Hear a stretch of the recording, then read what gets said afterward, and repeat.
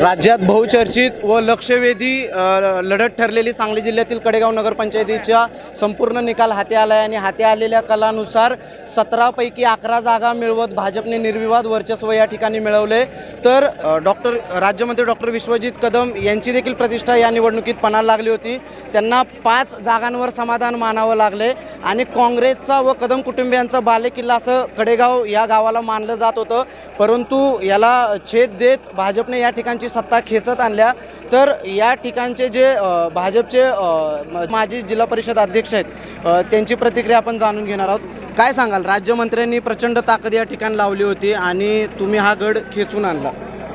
विशेषतः हा कडेगाव नगरपंचायतीची निवडणूक ही एक वेगळी आणि या गावाचा एक इतिहास वेगळा आहे, त्यामुळे ही प्रतिष्ठा पणाला लावली हे भाग एक हा सत्य आहे। परंतु इथल्या तमाम मतदार बंधू भगिनींनी पुन्हा एकदा भारतीय जनता पार्टीच्या असणाऱ्या सर्व उमेदवारांच्यावरती विश्वास टाकला आणि खऱ्या अर्थानं बरेच वर्षापासून ज्या शहराची प्रगती एक शहर म्हणून, तालुक्याचं ठिकाण म्हणून, खऱ्या अर्थानं ह्या तालुक्यामध्ये व्यापारी आणि वेगवेगळ्या हिंदू मुस्लिम ऐक्याचं प्रतीक असणारं हे देशातलं एकमेव शहर की ह्या शहराला जी चालना अपेक्षित होती ती न झाल्यामुळं या ठिकाणी मतदार बंधू भगिनींनी भारतीय जनता पार्टीवरती विश्वास टाकलेला आहे। मी त्यांचा मनापासून या ठिकाणी आभार व्यक्त करतो आणि विशेषतः जो विजय या ठिकाणी झाला तो विजय आम्ही अत्यंत एक वेगळ्या उंचीवरती स्वीकारून ज्या पद्धतीनं अपेक्षित या शहराला विकासाची अपेक्षित या ठिकाणी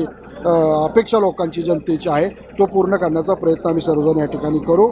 मी पुन्हा एकदा भारतीय जनता पार्टीच्या वतीनं या विजयासाठी या शहरातले आमचे सर्व नेते, या शहरातले सर्व आमचे उमेदवार, ज्यांनी प्रत्यक्ष अप्रत्यक्ष मेहनत घेतली ती माझे सर्व वडीलधारी तरुण सहकारी कार्यकर्ते यांच्या मेहनतीमुळे हा विजय या ठिकाणी संपादित झाला। हा विजय मी त्यांना या ठिकाणी अर्पण करतो। जिल्हा बँकेच्या निवडणुकीची किनार काय होती का की छुपी राष्ट्रवादीची मदत भाजपला वगैरे काय झाली असं?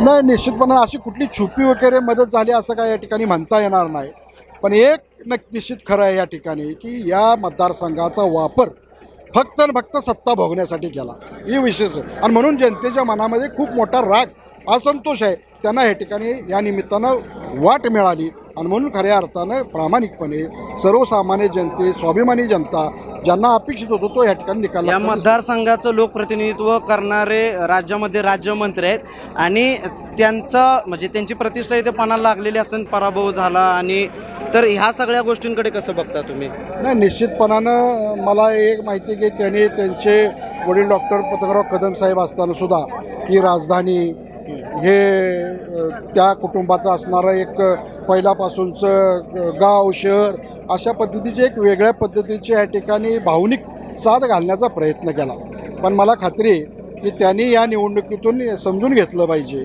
की आपण जे या शहराच्या बाबतीमध्ये निव्वळ निवडणुका आणि इलेक्शन सत्ता भोगण्यासाठी जो वापर केला त्याला ही मोठी चपराक आहे। जिल्हा मध्यवर्ती बँकेमध्ये खऱ्या अर्थानं जिल्ह्यातलं सहकार सर्वसामान्य शेतकऱ्यांची आर्थिक नाडी असणारी जिल्हा बँक या बँकेमध्ये इतिहासामध्ये असं कधीही घडलं नाही की त्यामध्ये कुठंतरी इलेक्शन झालं, राजकारण झालं, पक्ष पातळीवरचं राजकारण झालं, पण विशेषतः या मतदारसंघातल्या राज्यमंत्र्यांनी ती प्रतिष्ठेची केली।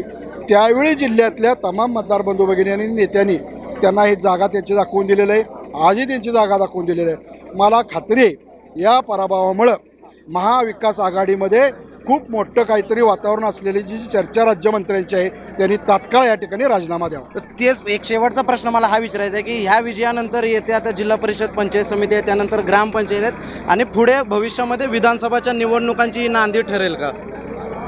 नाही, निश्चितपणानं आपल्याला एक लक्षामध्ये आलं असेल की एवढी प्रतिष्ठेची केलेली निवडणूक स्वतः राज्यमंत्री घराघरामध्ये लोकांना भेटत होते, वेगवेगळ्या माध्यमातून महाविकास आघाडीच्या माध्यमातून सत्तेचा वापर या ठिकाणी ताकदीनं करण्यात आला।